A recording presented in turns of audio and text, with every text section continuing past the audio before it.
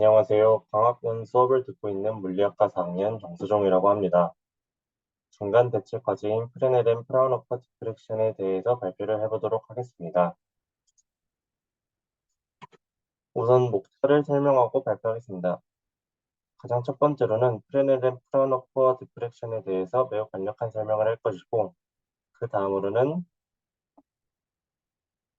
디프렉션에 사용될 어페처의 모양, 그리고 디프렉션 패턴을 보기 위해 매트랩으로 지정한 전체 코드, 그리고 그 후 코드의 디테일을 살펴볼 것이며, 마지막으로 거리에 따라 디프렉션 패턴이 어떻게 나타나는지를 여러 가지 어페처에 따라 만든 애니메이션을 보여드리고 끝낼 것입니다. 우선 프레넬 디프렉션은 니어필드에서 일어나는 것입니다. 즉, 어페처와 스크린 사이의 거리가 가까울 때 나타나는 디프렉션을 의미하는 것이며, 프라운호퍼 디프렉션은 어페처와 스크린 사이의 거리가 멀 때 일어나는 디프렉션을 의미합니다. 다음의 식은 프레넬 디프렉션의 식입니다. 이때 주황색 상자 안에 들어가 있는 부분이 거리가 멀어질 때, 즉 어페처와 스크린 사이가 거리가 멀어질 때, Z 값이 커질 때 이 부분을 1로 근사를 시킬 수 있고, 그렇기 때문에 프라운호퍼 디프렉션은 다음과 같은 식으로 표현을 할 수 있습니다. 이 부분에서 approximation 메소드가 들어가는 것입니다.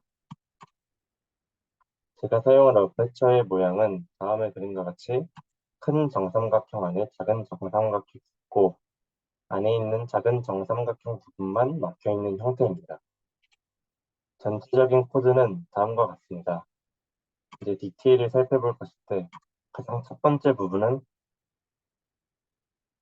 코드를 본격적으로 실행하기 이전에 있던 기록들을 초기화시키는 것입니다. 다음으로는 빛의 파장과 스크린의 사이즈, 그리고 스크린에 있는 포인트의 개수를 설정해 주었으며, 다음과 같이 설정을 해 주었습니다.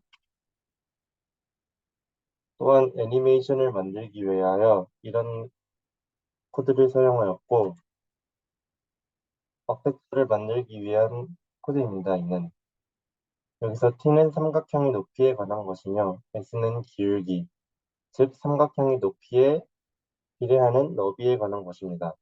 이를 조정하여 추후에 어페처를 조금씩 바꿔 디프렉션 패턴을 알아볼 것입니다. 이후 아까 보았던 프레넬 디프렉션 식을 다음과 같은 방법으로 코드에 적어줄 것인데, 이때 베스트 프리의 트랜스폼 방법과 컨볼루션 방법을 사용하여 이렇게 컴퓨터 코드에 적어줄 것입니다.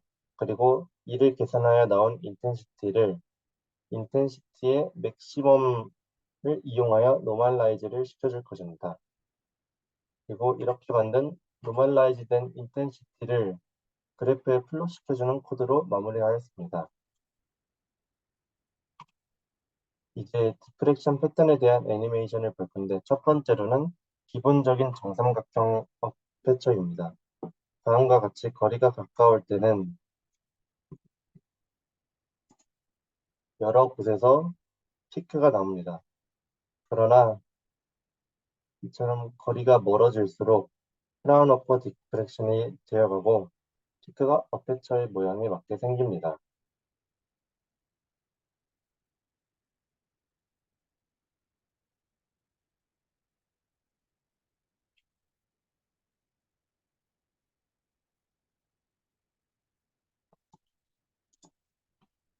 다음으로는 두 번째 어페처는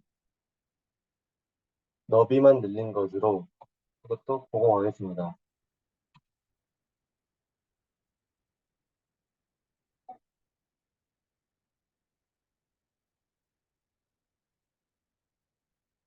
역시나 마찬가지로 프레넬 디프렉션 쪽에서는 다양한 곳에서 피크가 나오며, 프라운호퍼 디프렉션, 즉 거리가 멀어질수록 어페처의 모양에 맞게 생기며 주변에 살짝의 디프렉션 패턴이 생깁니다.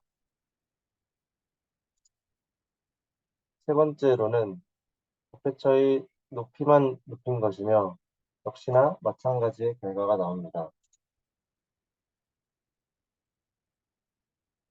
마찬가지로 프레넬 디프렉션에서는 여러 가지 곳에서 피크가 나오며 이는 디프렉션에 의한 것이고 거리가 멀어질수록 프라운 어퍼 디프렉션에 의한 결과가 나오면 역시나 어페처의 모양에 맞게 나옵니다.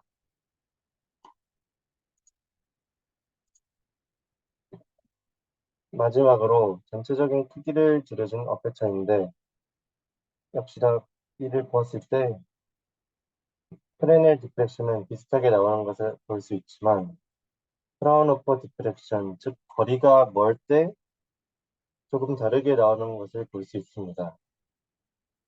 피크가 하나인 것으로 보이는데 이는 어페처의 사이즈가 작아 생긴 문제로 그리드에 있는 포인트의 개수가 적어서 생긴 것입니다. 이를 비교하기 위해서 포인트를 1000개로 늘려서 해보았는데 이때는 일정 부분까지 피크가 3개로 나오는 것을 확인할 수 있었습니다. 즉, 디프렉션의 패턴이 변하지 않은 것을 알 수 있습니다.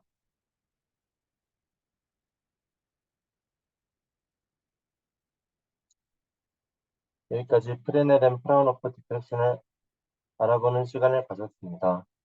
이상으로 발표 들어주셔서 감사합니다.